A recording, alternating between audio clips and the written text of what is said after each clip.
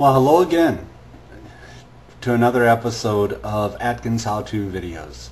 As you recall, in my last non-cooking episode, I dealt with how to deal with temptation and with using visualization of goal techniques as well as planning techniques. I alluded to the third way I've found to deal with stress most effectively, and that was accountability.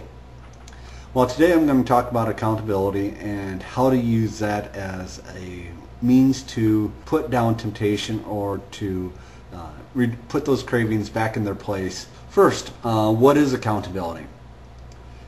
It's my opinion that accountability, when talking about a low-carb diet, is being accountable to somebody else for what you ate in a day and your exercise commitment. Now, exactly what that is depends upon obviously what phase you're in. What that might mean for someone in the maintenance mode will be entirely different than someone in induction. However, it's that exercise commitment that is often left out of most people's thought of accountability. It's, I cheated today. I ate something off the plan. Well, cheating might, in this definition, might also be that I didn't work out today. There's also different spheres of accountability. There's both accountability to yourself, to let yourself down, accountability to others, and I'd further separate that down to accountability to people online as well as people in real life. It's my opinion that both are important, albeit not necessarily exclusive of each other. The first one I'd like to deal with is accountability to yourself. That is at the heart of most diet plans. I mean, if you're going to be successful, you have to not lie to yourself or cheat yourself on what you're actually doing.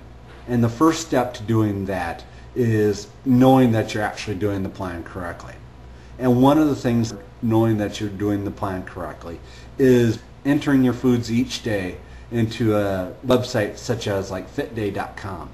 Fitday.com will let you put in your foods against all their pre-configured food items, or allow you to build custom foods for those foods that they haven't accounted for yet, such as faux potatoes. My other suggestion is, so you've entered out your food incorrectly, you know that you're eating the foods as prescribed. However, one of the other ways to know if you're really following the plan correctly is either testing yourself with keto sticks, weighing in each day, or weighing in each week. How do you know if you're actually eating some hidden carbs if you're not evaluating yourself? I'll say this up front. Weighing in each day is probably a controversial subject with some people.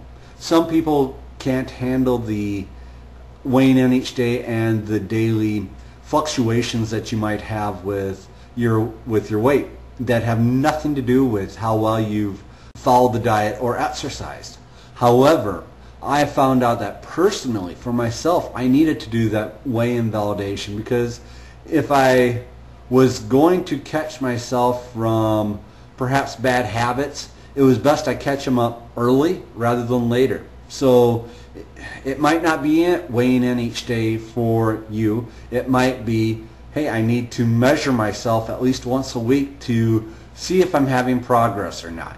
It's determining whether or not I'm progressing or regressing is what that accountability alludes to. Now, with the accountability to others, let's deal with the online aspect of it first. First of all, I came upon this really early in my weight loss efforts. Even before I started doing Atkins, I started a weight loss blog.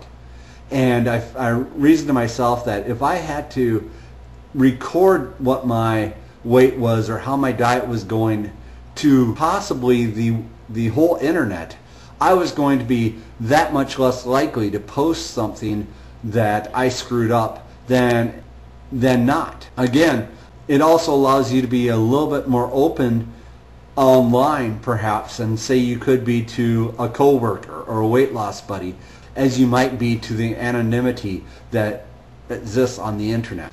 Also, an additional option would be support groups or support forums. Atkins Diet Bulletin Board happens to be just one of them. There are countless others, low-carb support forums out there. And really my challenge is to find one that meets personality that you might have. Some are more strict than others. It's that having an online support buddy, somebody that you can ask questions of. Ask, is a peanut a legume, should be eaten on the legume rung or on the nut rung? Those sorts of questions are very important to ask for in these support groups. And there are countless other people that have wisdom beyond their years and beyond what you might be able to obtain locally on the low-carb subject. A couple of the good low-carb blogs happen to be Live and La Vida Low Carb. The second option with being accountable to others is I wore my weight loss on my sleeve. I told everybody I was trying to lose weight, and they could readily judge me on a day-to-day basis if I was on plan or off plan.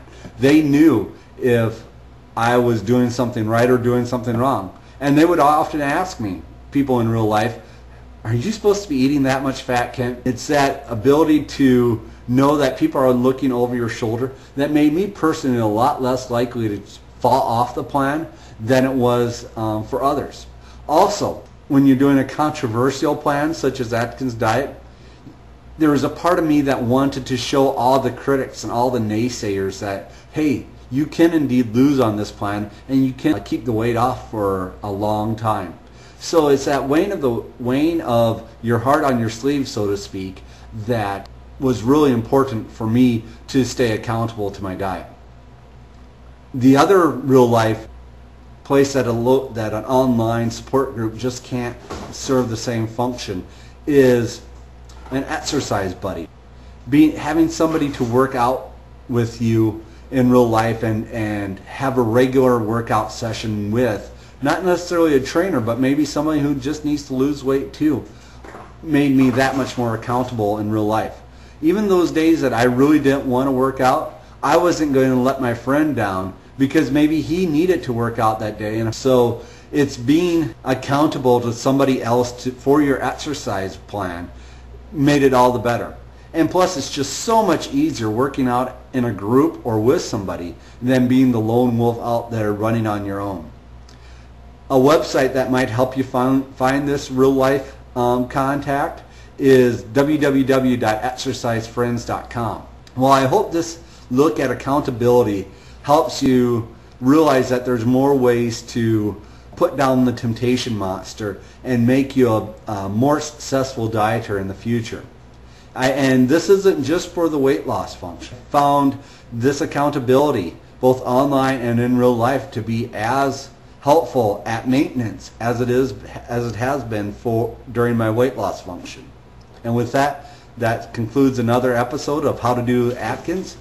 Again, if you have any questions, feel free to ask them or send me an email. Thank you very much.